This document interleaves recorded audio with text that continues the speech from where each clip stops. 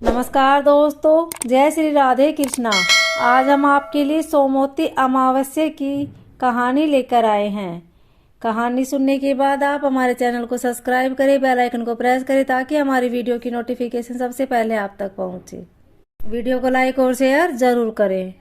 एक साहूकार था, उसके 7 बेटे, बहू व एक बेटी थी। उसके घर एक जोगी भिक्षा लेने आता। जब बहुएं भिक्षा देती तो वह ले लेता, और जब बेटी देती तो जोगी भिक्षा नहीं लेता और बोलता, बेटी सुहागन तो है पर इसके भाग्य में दुख लिखा है। ऐसा सुनकर बेटी दुबली होने लगी तो बेटी की माँ ने बेटी से पूछा, तू क्यों सूख रही है? बेटी की माँ ने जोगी वाली बात बताई।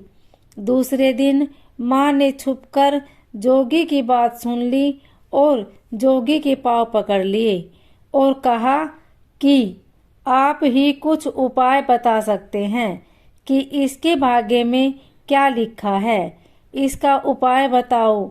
जोगी ने कहा कि 7 समुंदर पार एक सोमाधोबन रहती है।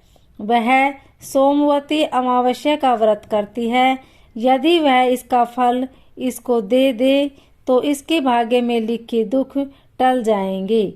उसकी माँ सोमाधोबन की तलाश में 7 समुंदर पार सोमाधोबन को ढूंढने चली गई। रास्ते में पीपल के पेड़ के नीचे विश्राम करने लगी तो देखा एक सांप गरुड़ पक्षी के बच्चों को खा जाएगा, तो उसने गरुड़ पक्षी को मार दिया। इतने में गरुड़ पक्षी का जोड़ा उड़ता उड़ता आकाश से आया और चोंच मारने लगा। तो वो बोली, मैंने तो तेरे बच्चों को बचाया है, तेरा गुनहगार मरा पड़ा है। गरुड़ बोला, जो मांगना है सो मांग। लड़की की माँ बोली, मुझे 7 समुंदर पार पहुंचा दो। गरुड़ ने उसे सोमाधोबन के घर के पास उसको छोड़ दिया। वहां सोमाधोबन के 7 बहू व बेटे थे।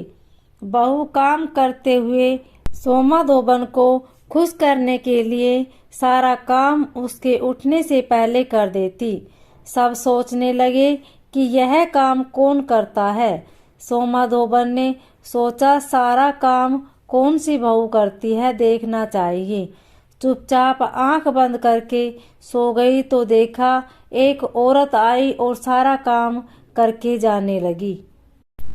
सोमाधोबन ने उसको रोक कर पूछा, तू किस सवार से हमारे घर का काम करती है? साहूकार ने बोली, मेरी बेटी को आप अपना सोमवती अमावस्या का पुण्य दे दे, और सारी बात बताई। धोबन तैयार हो गई। अपने घर वालों को बोल दिया कि मेरे आने तक किसी को भी घर के बाहर न जाने देना। साहूकारने के साथ सोमाधोबन उसके घर आ गई। बेटी के ब्याह की तैयारी करी। दूल्हा दुल्हन फेरे में बैठे।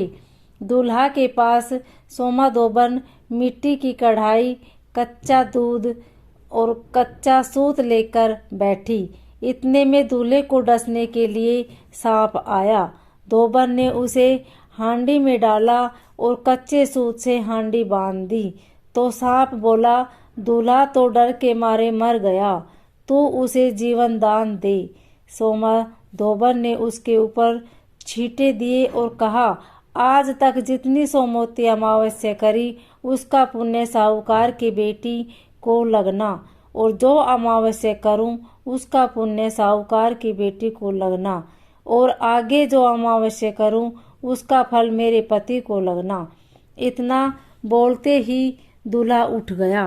काम पूरा हुआ तो अपने घर जाने लगी तो साहूकार ने बोली, मैं आपको क्या दूं? तब सोमाधोबन बोली, मुझे क्या चाहिए, बस एक मिट्टी की हांडी दे दे। रास्ते में अमावस्या आई। उसने हांडी के 108 टुकड़े कर पीपल के नीचे रखे। 13 टुकड़े एक जगह रखे। वह पीपल के 108 परिक्रमा दी और टुकड़े पीपल में गाड़ दिए। घर जाने लगी। घर आई तो उसका पति मरा पड़ा था।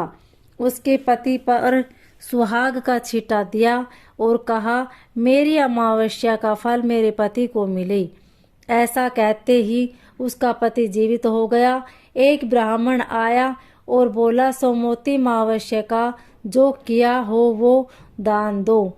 सोमा धोबन बोली, रास्ते में अमावस्या आई, कुछ नहीं कर पाई और जो किया वो पीपल के नीचे गाड़ दिया।